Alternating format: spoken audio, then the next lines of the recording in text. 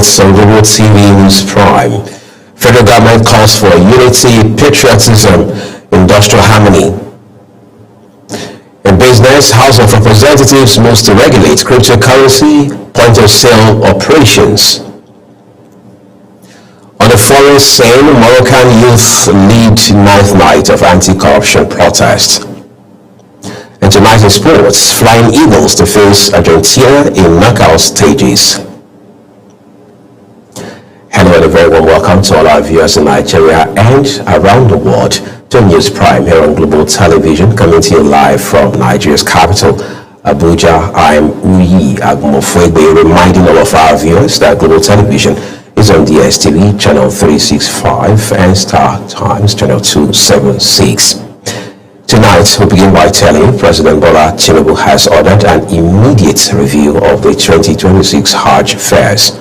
The President directed the National Hajj Commission of Nigeria to come up with new fares for the exercise within 2 days. Vice President Kashim Shettima handed down the President's directive during a meeting with management and board members of the Commission at the Presidential Villa, Abuja.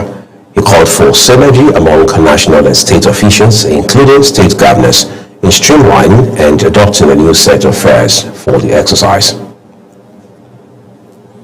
In a different engagement, Nigeria's Vice President Kashim Shettima has called for unity, patriotism, and industrial harmony, warning that the nation's economic recovery could be jeopardized by disunity and unrest.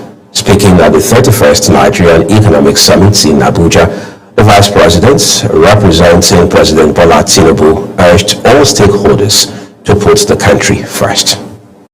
At the 31st Nigerian Economic Summit, themed Building a Prosperous and Inclusive Nigeria by 2030, Vice President Kashim Shettima, who represented President Tinubu, delivered a message of resilience and reform, describing Nigeria's economic turnaround as evidence that tough decisions are beginning to yield results. He cautioned against actions that could undermine national stability.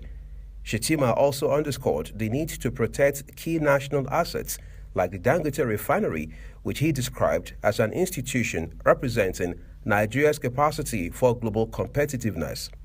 To jealously protect, promote, preserve, and project the interests of this great Nigeria.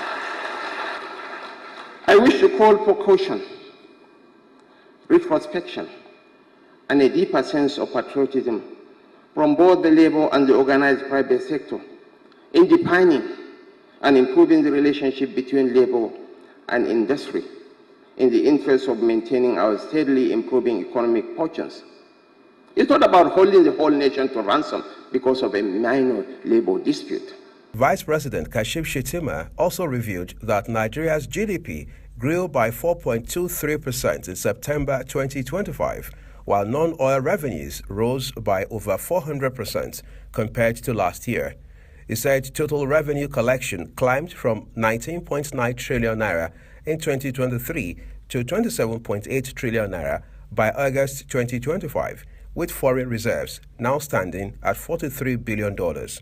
According to him, the nation's debt service to revenue ratio has dropped below 50%, and Nigeria's sovereign credit rating has been upgraded to a stable outlook, reflecting renewed investor confidence.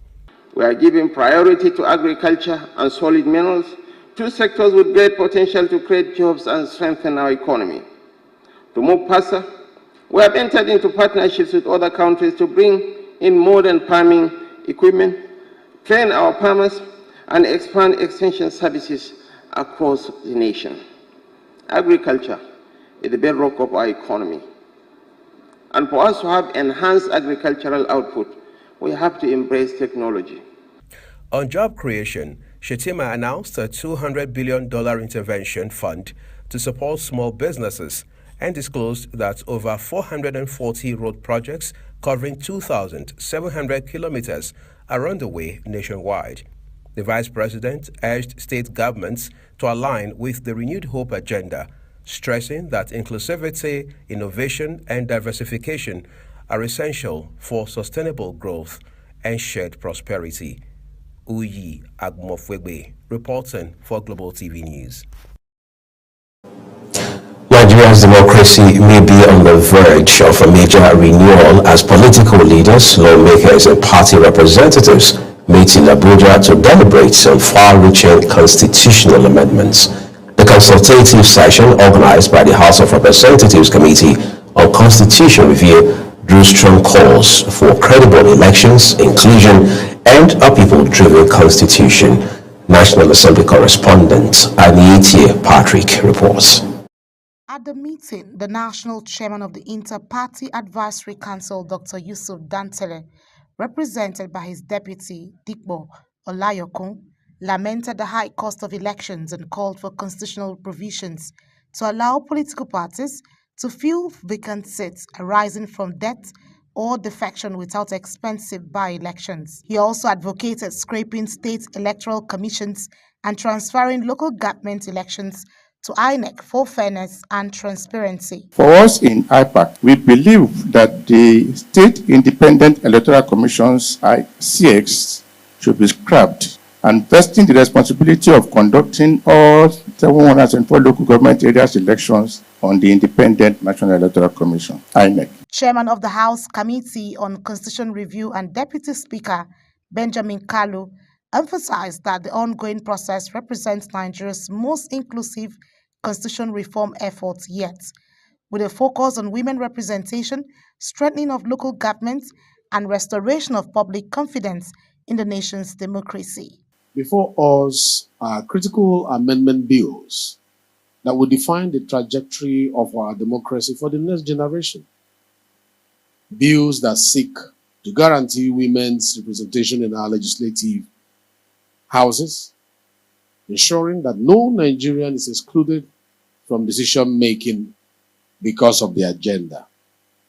Bills that seek to grant financial autonomy to local government so that the councillors and the chairmen elected by your community can deliver. On his part, the President of the Senate, Godswill Akpabio, represented by the Senate Whip, Tahir Mogono, called for the creation of special seats for women and strengthening of the judiciary and electoral institutions to sustain the nation's democracy. When the elections fail, trust dies. When justice delays, faith decays. That is why we must renew both our ballots and our benches. The reserved seats for women was also echoed by the PDP national women leader, Amina Brand, as lawmakers say they aim to deliver a document that reflects the realities of today's Nigeria, one that promotes justice, equity, and the voice of every citizen. Aniete Patrick, reporting for Global TV. President Bola Tinubu has returned to Abuja after a 10-day working visit to Lagos State, during which he held a series of high-profile engagements with investors, commissioned projects, and attended national events. According to a statement issued by his special advisor on information and strategy, Bayo Onanuga, the president arrived in Lagos after attending the coronation of Olubadan of Ibadan land, Oba Rashidi Ladoja in Ibadan. While in Lagos, President Tinubu met with key investors, including Bayo Ogunlesi, Chief Executive Officer of Global Infrastructure Partners, and Bello Sagi, Chairman of Metis Capital Partners and former Chairman of United Bank for Africa, and Etisalat. The Federal Ministry of Budget and National Planning, in collaboration with the Partnership for Agile Governance and Engagement, has launched a guide to accessing climate finance in Abuja. The event, held as a breakout session at the 31st Nigerian Economic Summit, aims to help Nigeria unlock the trillions of dollars available globally for climate action. We'll track that story for you and bring you details subsequently. Let's turn to other stories tonight. With just weeks to the People's Democratic Party's National Elective Convention, preparations are in top gear. PDP Protocol Subcommittee has met in Abuja to fine-tune plans and logistics ahead of the major political events holding on the 14th and 15th of November in Ibadan, Oyo State capital. Political correspondent Ubang Osoro has details. The meeting brought together top party officials and members of the Convention Planning Committee to discuss strategies for a seamless and well-coordinated national convention. Chairman of the Protocol Subcommittee and Governor of Plateau State, Galeb Mutfwang, highlighted the importance of order, discipline, and attention to detail in organizing the convention. He assured party members that the committee is working tirelessly to meet expectations. Sure that if you are going to have a smooth convention, the work of this committee becomes very important. We will be the ones to cross the T's and to dot the I's. If you see any meeting well organized, with a lot of ease and flow, is because protocol was well handled. Chairman of the Convention Planning Committee and Governor of Adamawa State, Amadu Umaru Fintiri, praised the subcommittee's dedication. He said the upcoming convention will showcase the party's unity, resilience, and renewed sense of purpose ahead of future elections. Is that the main committee will support this committee, knowing fully well that we know the importance the committee will play in this convention. As the PDP intensified preparations for its national convention in Ibadan, all eyes will be on the party's leadership management of the process that could shape its political direction ahead of 2027. The November convention is expected to attract delegates, leaders, and supporters from all 36 states as the PDP positions itself for a stronger showing in the next general elections. Ubong Usoro for Global Television News. Thank you, Ubong. The Chairman and Chief Executive of the National Drug Law Enforcement Agency, Brigadier General Mohammed Buba Marwa, retired, has called on all stakeholders to ensure that the next National Drug Control Master Plan addresses emerging threats sustaining the illicit drug trade in the country. Marwa made a call in Niger State while declaring open a one-day, 5-day, workshop to draft the National Drug Control Master Plan for 2026 to 2030. Samuel Odi completes the report. Nigeria's war against drug abuse is taking a new strategic turn. The retreat, funded by ECOWAS, commissioned and supported by United Nations Office on Drugs and Crimes, aims to develop a robust framework to guide Nigeria's drug control efforts for the next 5 years.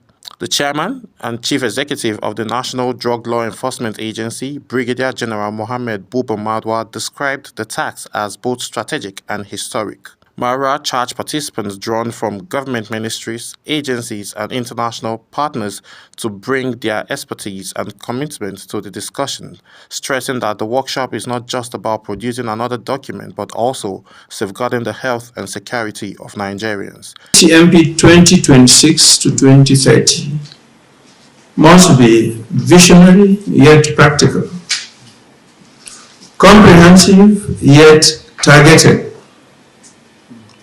and nationally owned, yet regionally and globally aligned. This workshop is not just about producing another document. It is about charting a collective vision to safeguard the health, security, and well-being of our people. Speaking on behalf of the United Nations Office on Drug and Crime, Dr. Akindumo Ibanga said Nigeria's effort to control drug abuse remains commendable, but emphasized the need for adaptive and inclusive strategies to respond to new, proactive substance and organized crime networks.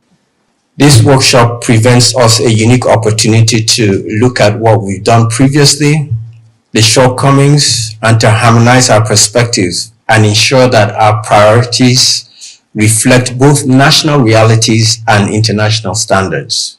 Also speaking, ECOWAS Commission for Human Development and Social Affairs, represented by Dr. Daniel Amankwa, pledged continued technical and financial support to Nigeria in line with regional and international best practices.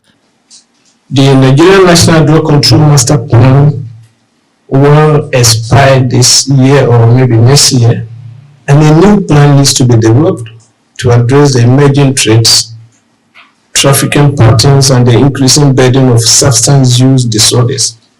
As Nigeria prepares its next 5-year strategy against drug abuse and tracking, the hope is that the new master plan will not only strengthen institutions but also protect the future generation from the dangers of illicit drugs. Samuel Odi for Global Television News.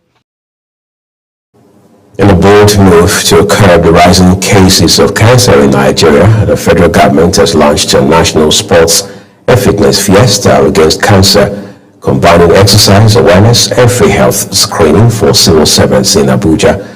Here is health correspondent Zarau Nasir's report. It was an atmosphere of energy and hope as hundreds of civil servants converged at the MK Abiola National Stadium for a day of sports, fitness, and cancer awareness. The one-day fiesta, organized by the Federal Ministry of Health and Social Welfare in collaboration with the Federation of Public Service Games, marks a new phase in Nigeria's fight against cancer, aligning with this year's Global Breast Cancer Awareness Month. The head of the Civil Service of the Federation, DD Esther Walson Jack, said the campaign was not just about exercise, but a declaration that the Nigerian workforce was choosing health, life, and hope, stressing that a healthy and resilient civil service is critical to driving the national development agenda of President Bola Ahmed Tinubu. This is a welfare initiative for civil servants. The point is that a healthy workforce is a productive workforce.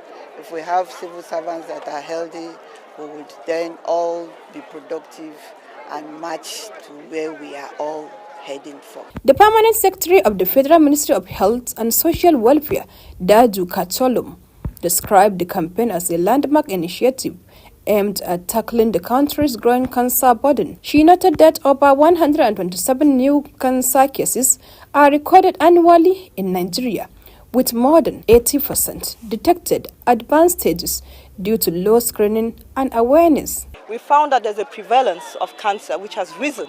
A lot of deaths are attributed to cancer, and we actually want the civil servants, this is our home, that we should start with them and let them understand that early detection, early screening actually accounts for lesser deaths. Medical experts at the event emphasized the role of lifestyle adjustments, balanced diets, and regular medical checks in reducing cancer risks. This is not the first time we are screening people for cancers. So last year, in fact the previous years too, our hospital was chosen.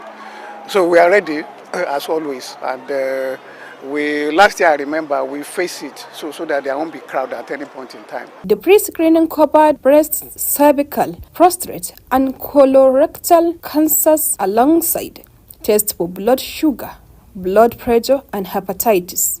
As Nigeria joins the global movement against cancer, today's event reinforces one message: early detection and prevention remain the strongest weapons in saving lives.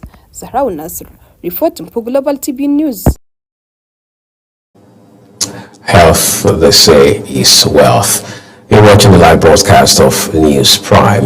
When the rest of the broadcast returns, House of Representatives moves to regulate cryptocurrency point-of-sale operations. We'll have those details from the world of business, plus more stories coming from the foreign scene as well as from sporting world for you. After this short break, please do stay with us.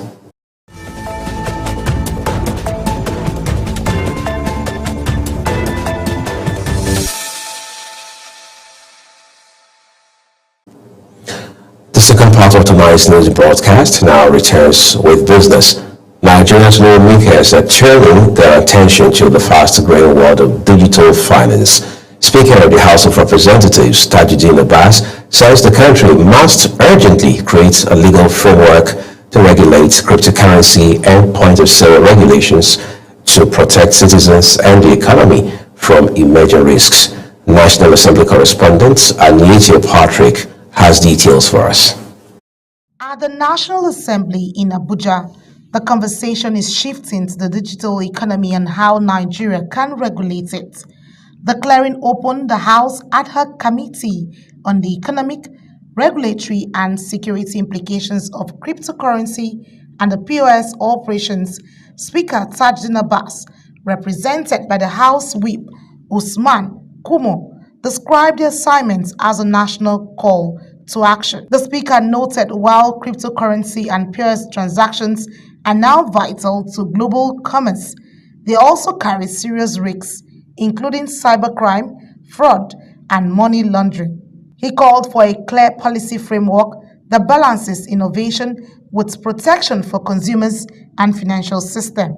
As a parliament, we need a legislation to guide the operations of these very important digital financial transactions that will guide the House and help us in formulating a regulatory framework. Committee Chairman Olufemi Bamishele also expressed concern that many fintech platforms have become tools for scammers, saying regulators are struggling to keep up with rapid digital changes. Let us be frank. Many fintech entails in our countries still lack robust protections for their consumers.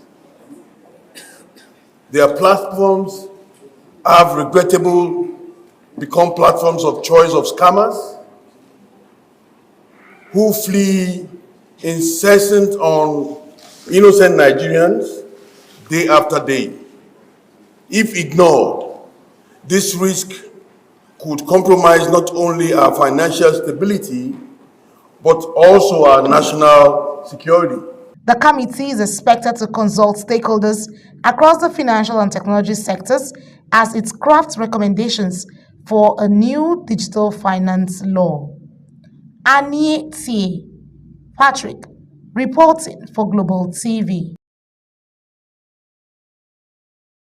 Trade Minister Nyesom Wike has called on Nigerians to pay their taxes for the smooth running of government activities and the development of critical infrastructure across the country.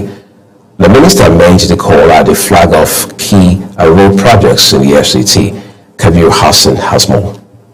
At the flag of ceremony of the construction of Asokoro District Roads in Abuja, the Federal Capital Territory Minister, Nyesom Wike, emphasizes the importance of tax compliance, noting that the development of critical infrastructure depends largely on the citizens' commitment to paying tax.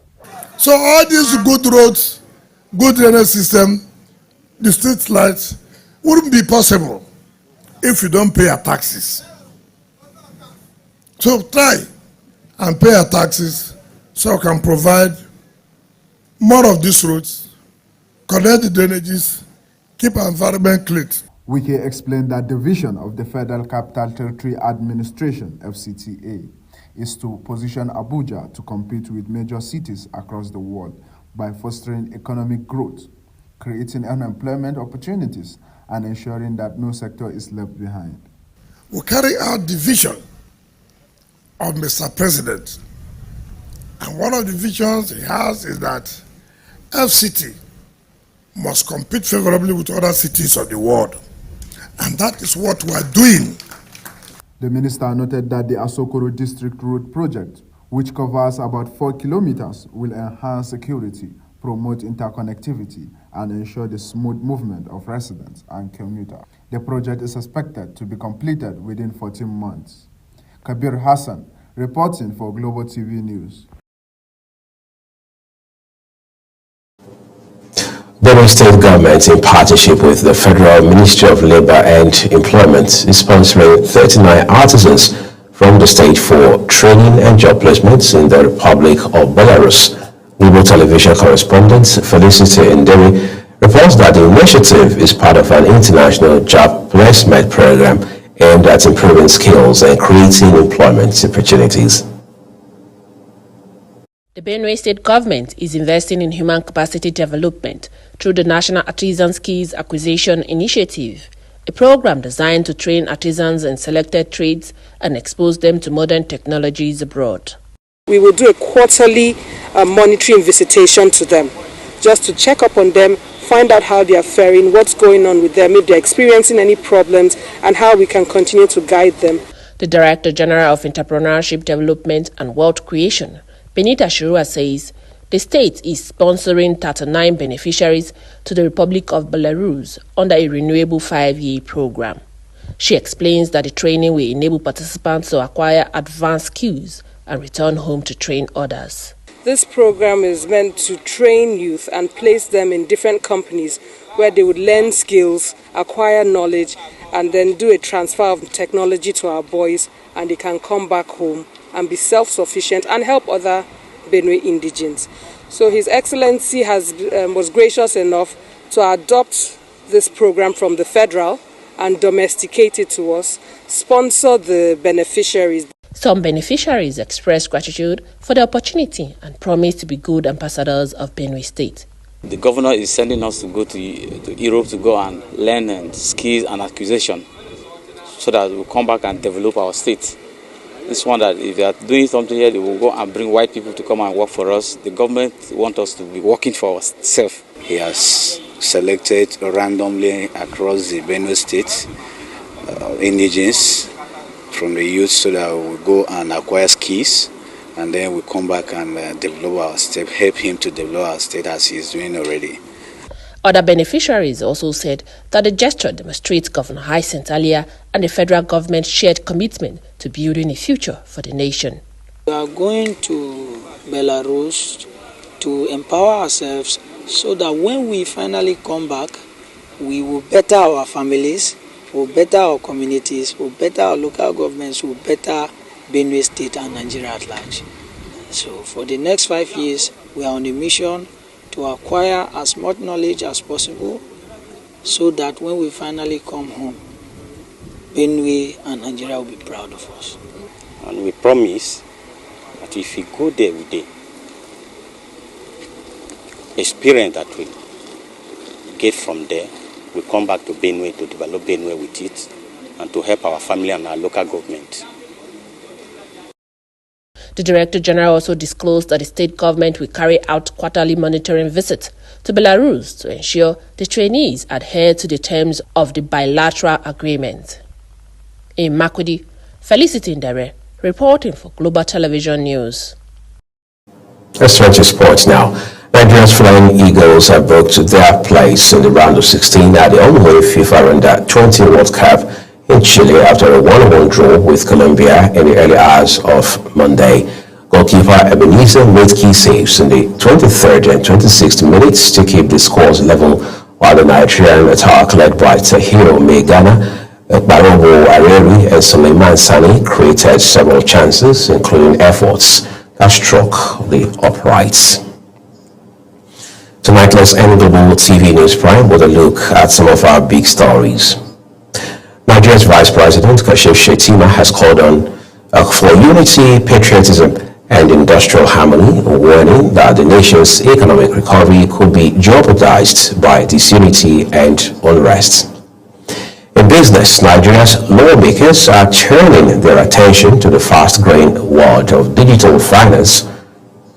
On the foreign scene, for the 9th straight night, hundreds of young Moroccans have taken to the streets across the kingdom, demanding an end to corruption and a change in government.